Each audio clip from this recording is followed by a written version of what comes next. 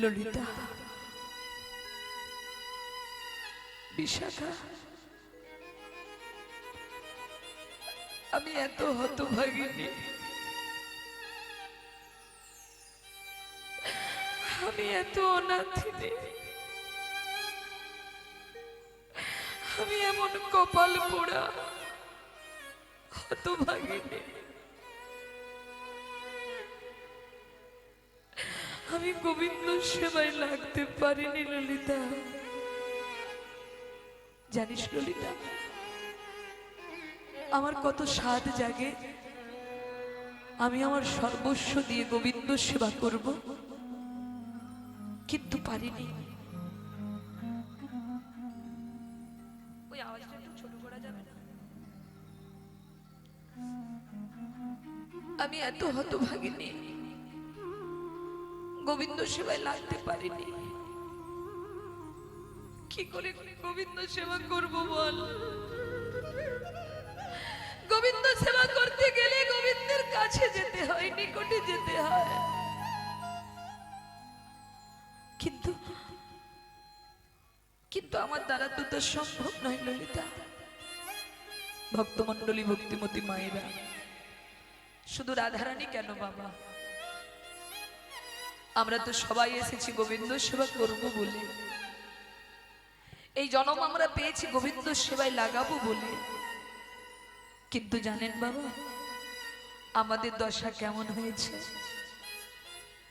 বলে কত ফুল তো গাছে ফোটে, সব ফুল কি গোবিন্দ সেবায় লাগে?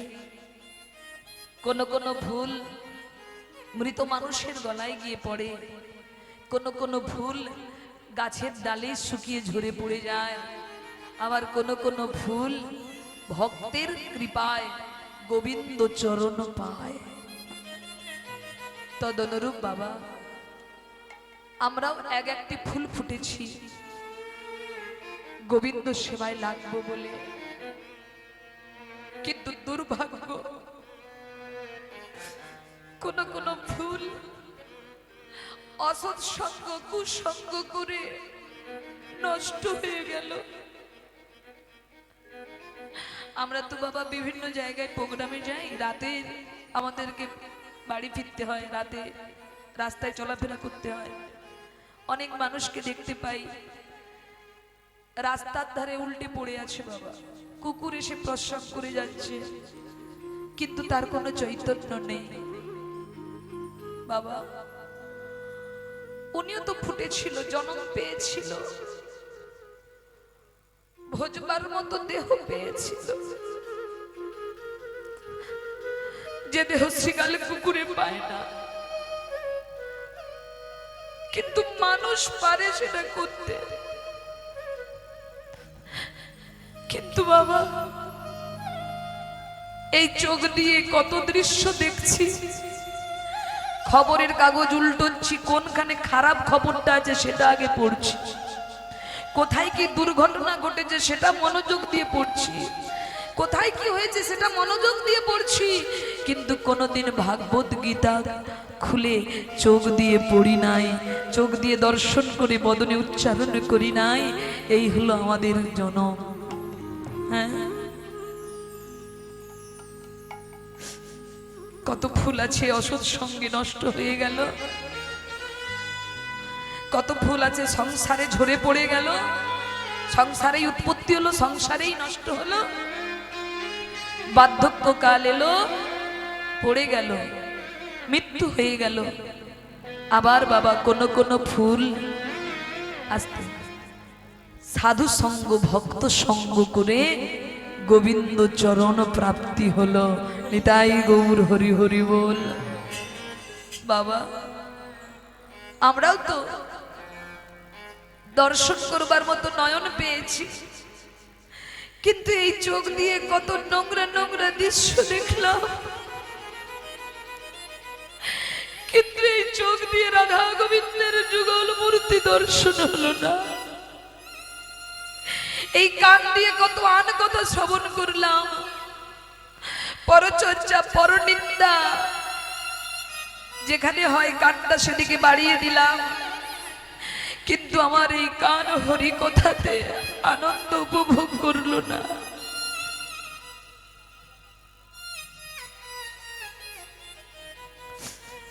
আমার এই কান দিয়ে আমি গোবিন্দের গুণগান শুনলাম না, আমার লোভ হলো না।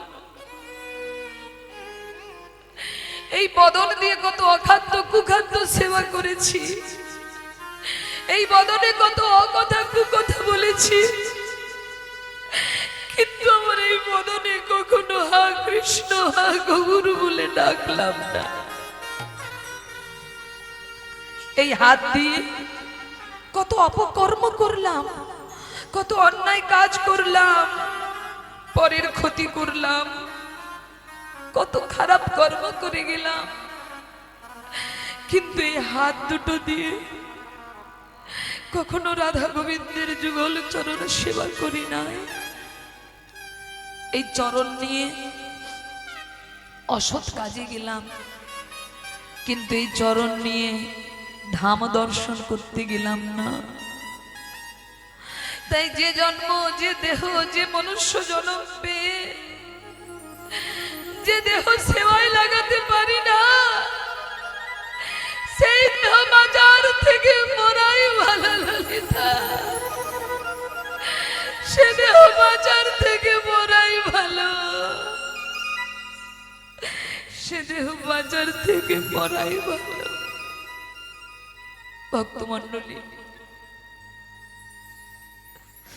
যতক্ষণ হরিবাসরে থাকা হয়, যতক্ষণ এই আসনটাতে থাকা হয় বাবা, ততক্ষণ মন মন্দির সব পরিষ্কার থাকে, তখন মন একদম গোবিন্দ চরণে থাকে, তার কথা বলার জন্য উৎসাহিত হয়। কিন্তু এই আসন থেকে যেই বাইরে বেরিয়ে যায়, আবার সেই সংসারের কামনা বাসনা লোভ লালসা এসে আমাদেরকে জড়িয়ে ধরে। তাই আমাদের প্রত্যেকের কর্তব্য হয় জীবনের বেশি সময়টা সৎসঙ্গে কাটানোর। যত আপনি সৎসঙ্গ করবেন, সাধু সঙ্গ করবেন, ভক্ত সঙ্গ করবেন, তত আপনার অন্তরে ভালো ভালো চিন্তা ভাবনা জাগবে। আর যত আপনি অসাধুর সঙ্গ করবেন, তত আপনার অন্তরে অসৎ চিন্তা ভাবনা জাগবে। তাই বলেছে কি জানো মা, আমি করতাম যদি সাধু সঙ্গ,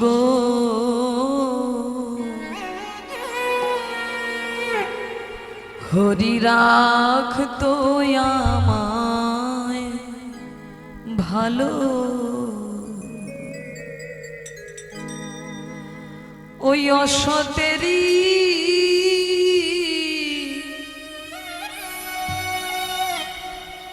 সঙ্গ করে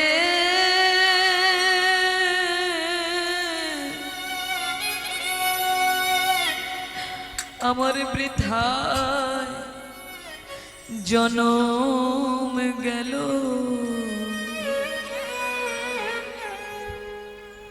আমি করতাম যদি সাধু সঙ্গ, হরি রাখতো আমায় ভালো। আমি করতাম যদি ওই না সাধু সঙ্গ,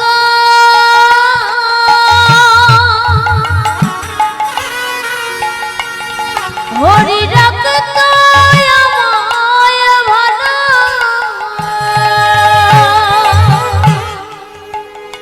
আমি করতাম যদি সাধু সঙ্গ, হরি রাখতো আমায় ভালো। আমি করতাম যদি সাধু সঙ্গ,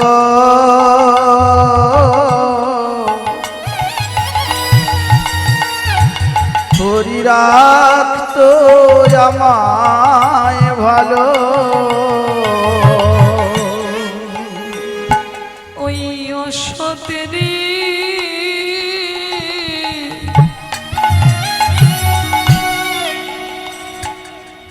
সঙ্গ করে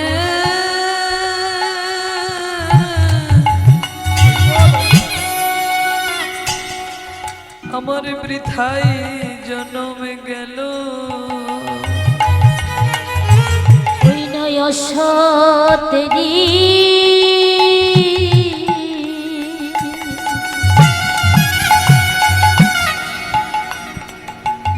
সঙ্গ করে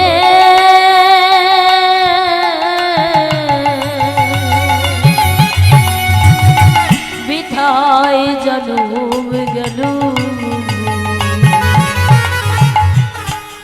ওই অসতেরি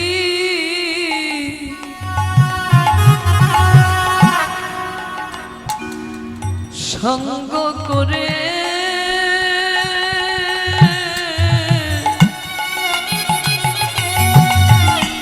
আমার বৃথায় জনম গেল। ওই নাই তেরি সঙ্গ করে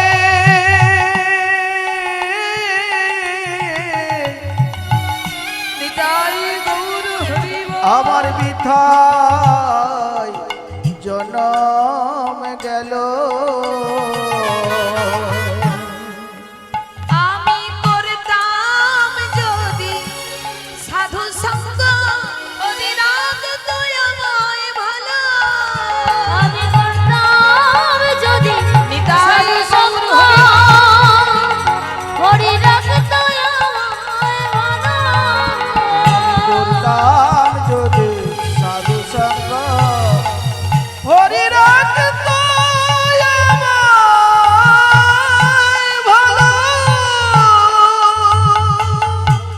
তাহলে বাবা সাধু সঙ্গ করলে গোবিন্দ ভালো রাখে, আর অসতের সঙ্গ করলে কষ্ট পেতে হয়। তার প্রমাণ কুরুক্ষেত্রের যুদ্ধে। তো বাবা আজকে রাধারানী সখীদের কাছে কৃষ্ণ কথা বলছেন, জানিস ললিতা, আজ প্রাতকালে আমার গোবিন্দ গোষ্ঠে গেল, কিন্তু গোবিন্দের সঙ্গে দূর থেকে দর্শন হলো, কিন্তু সাক্ষাৎ দর্শন হলো না। তাই আমার স্বাদ জেগেছে, আমি গোবিন্দের সঙ্গে সাক্ষাৎ দর্শন করতে চাই। ললিতা বলল, ও কোনো ব্যাপার নয়, তুই গোবিন্দের কাছে যাবি তো, ওটা কোনো ব্যাপারই নয়। তা আজকে রাধারানীর সখীদের সঙ্গে কৃষ্ণ কথা বলতে বলতে দেখবেন বাবা, যে জন কৃষ্ণ ভজে সে বড় কি হয় মা? চতুর চতুর হয়। এই যে যারা চতুর তারা ঠিক বসে গেছে, আর যারা বোকা সব ঘরে কি ঘুমোচ্ছে নাকি? যে যখন কৃষ্ণ ভজে সে বড় চতুর। তার রাধারানী আজকে চতুরতা করছে কিরকম দেখুন। সখীদের সঙ্গে কৃষ্ণ কথা বলতে বলতে হঠাৎ রাধারানী অচৈতন্যের ভান করে সখীদের মাঝে লুটিয়ে পড়ল। আর যেই লুটিয়ে পড়লো অমনি ললিতা বিশাখা বলছে, কি হয়েছে বল, এই এই এমন করছিস কেন, কি হয়েছে বল, কি হয়েছে? রাধারানী মনে মনে ভাবছে, আপন ভজন কথা না কহিবি যথা তথা, আপন আপনি হইবি সাবধান। কৃষ্ণ ভজনের কথা, কৃষ্ণ বিরহের কথা যাত্রার কাছে বলা উচিত নয়। বাবা আপনি ভগবানের কথা বলবেন, কিন্তু যারা ভগবানকে ভালোবাসে না আপনার কথার মূল্য তারা দেবে না। তারা বলবো সব বাজে কথা, ভগবান বললে কিছু হয় না, সব বাজে কথা। হ্যাঁ, ভগবান বলে আবার কিছু আছে নাকি? তাহলে যারা ভগবানকে ভালোবাসে না তার কাছে ভগবানের কথা বলে সুখ হয় না। তাই আপন ভজন কথা না কহিবি যথা তথা, আপন আপনি হইবি সাবধান। এই রাধে কি হয়েছে বল? রাধারানী মনে মনে চিন্তা করছে, গোপী কৃপা না হলে তো গোবিন্দ কৃপা পাওয়া যাবে না। তাই ওদেরকে যদি আমার মনের কথা না বলি, আজ তো আমার গোবিন্দ দর্শন হবে না। তাই কি করতে বলেছে? গোপনে আগে গোপী ভজন করতে বলেছে। গোপনে করো গোপী সাধনা সাধনা, গোপনে করো গোপী সাধনা, গোপনে করো গোপী সাধনা,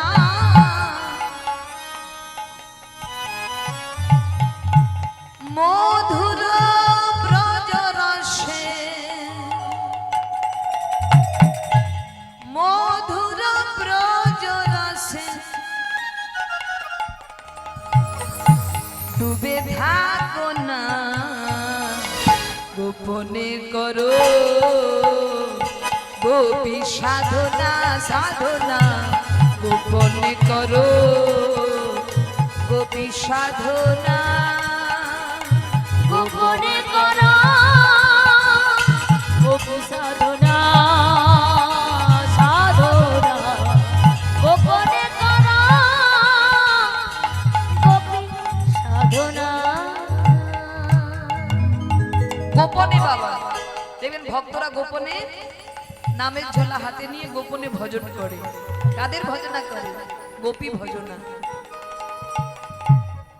গানটা খুব মন দিয়ে শুনুন। মধুর ব্রজধামে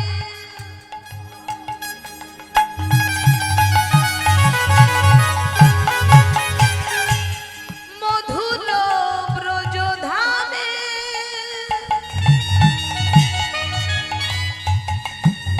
মধুর ব্রজধামে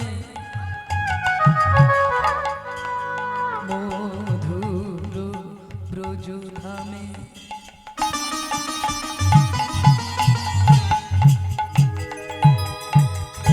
মধুর ব্রজধামে পঞ্চপ্রেমে পঞ্চরস মাধুর্য কান্তারসে মদন মোহন হলেন বশ।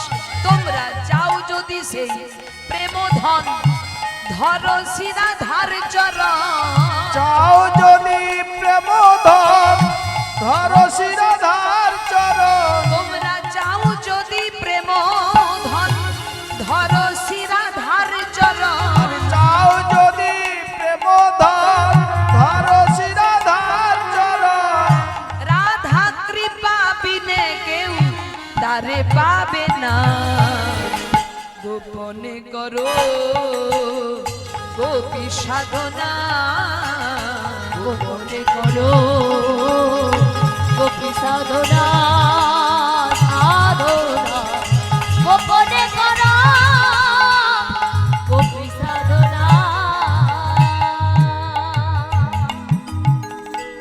অহৈতুকী রাধার প্রেমে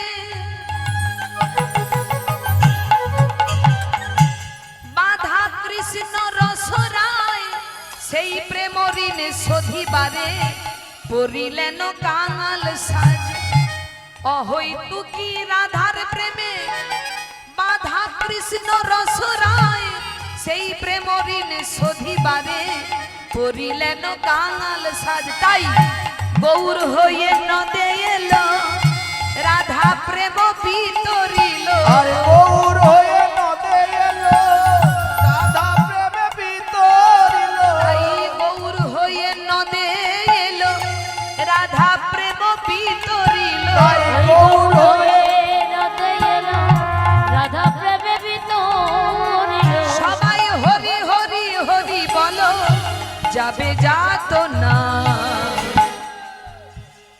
গোপনে করো গোপী সাধনা, গোপনে করো নিতাই গৌর হরি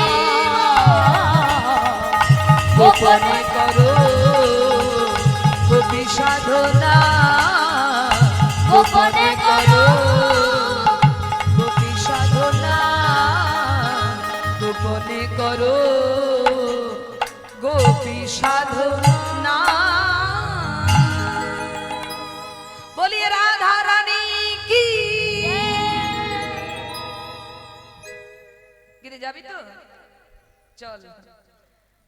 ললিতা বলল গোবিন্দ দর্শনে যাবি, এ তো খুব ভালো কথা, তা চল আয়, আজ আমরা তোকে গোবিন্দ দর্শনে নিয়ে যাব। এত দুঃখ করার দরকার নেই, তোর মনের ইচ্ছা আজকে পূরণ করব। চল আয় আয়।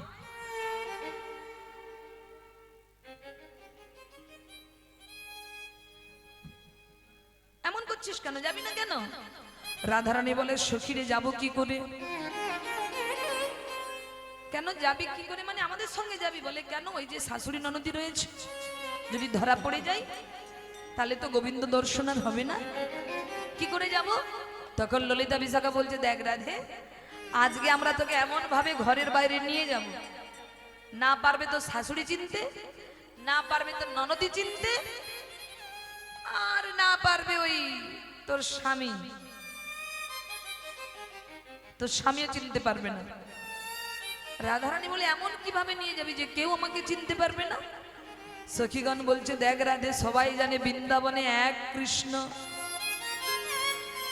কিন্তু আজ হবে বৃন্দাবনে দুই কৃষ্ণ। কি করে দুই কৃষ্ণ হবে? বলে কেন, আজ আমরা সবাই মিলে তোকে কৃষ্ণ সাজাবো। কি ভালো হবে নাকি না? ওকে কৃষ্ণ সাজিয়ে কৃষ্ণ দর্শনে নিয়ে যাব, কেউ চিনতে পারবে না, যার কাছে যাবে সেও চিনতে পারবে না। রাধারানী বলে, তোদের কি মাথা খারাপ হলো নাকি? আমাকে কৃষ্ণ সাজাবি মানে? ওমা, কৃষ্ণের গায়ের রং কেমন গো?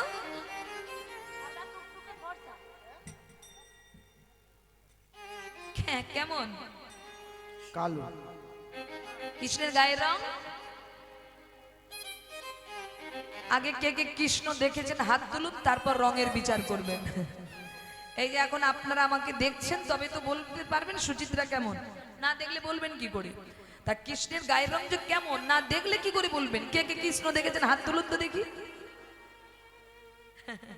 হরি বল, হরি বল। আর দুইজন হাত তুলেছে, আর বাকিরা কেউ কৃষ্ণ দেখেননি? হরি বল।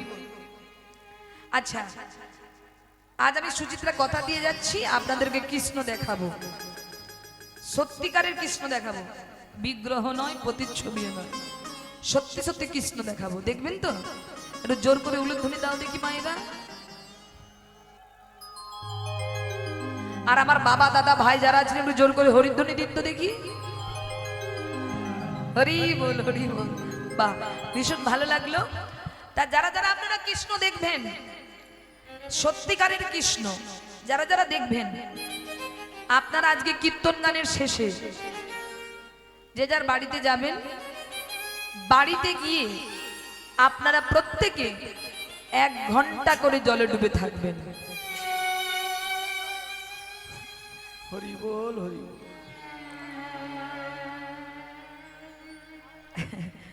বেশিক্ষণ বলিনি, 1 ঘন্টা ডুবতে বলেছি।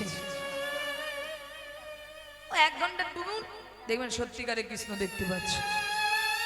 বলে, সুচিত্রা তুমি কি আমাদের মারার কল করছো? আমি জানি তো আমার কথা আপনাদের বিশ্বাস হবে না, কিন্তু মা, জলে ডুবলেই ভগবান দেখা যায়, তবে নদীর জলে নয়, সাগরের জলে নয়, আর ওই পুকুরের জলেও নয়।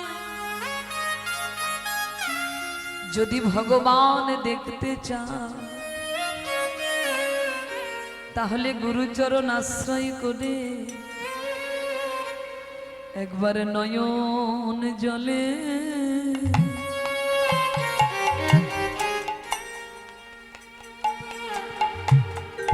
ডুব দাও গো।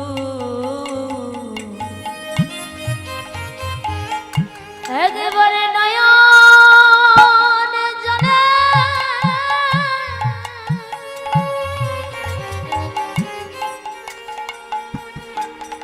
তোমরা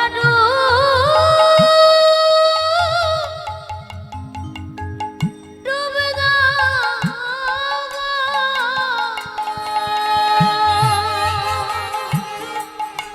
একবার নয়ন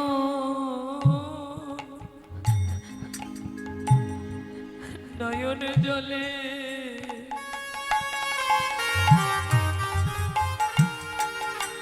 ডুব দাও গো। একবার নয়ন জলে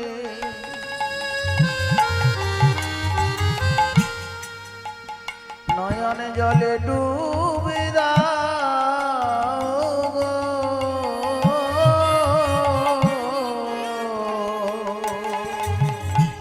হা গোবিন্দ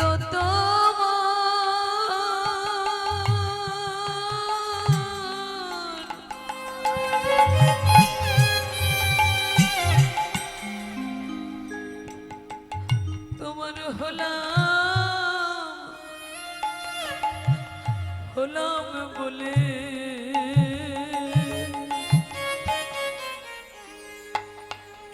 তোমরা নয়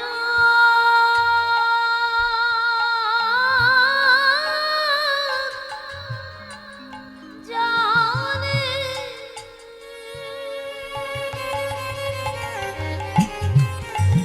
হৃদয় একেবারে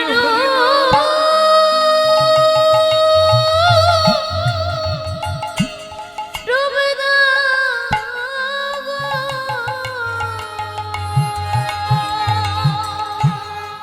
হা গোবিন্দ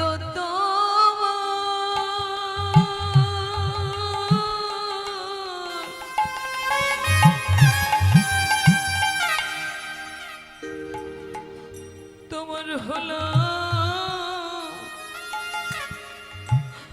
হলাম বলে তোমরা নয়ন জলে নয়ন জলে ডুবে দাও দাও গো।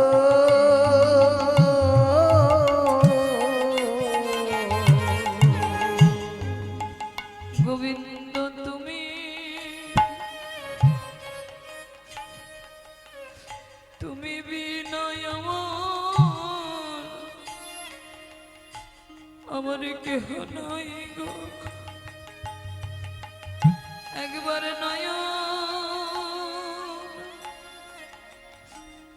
নয়ন জলে ডুব দাও গো। গোবিন্দ তুমি তুমি বিনা মোর কেহ নাই গো। তোমরা নয়ন জলে ডুব দাও গো। গোবিন্দ তুমি বিনা মোর কেহ নাই গো। তোমরা একবার নয়ন জলে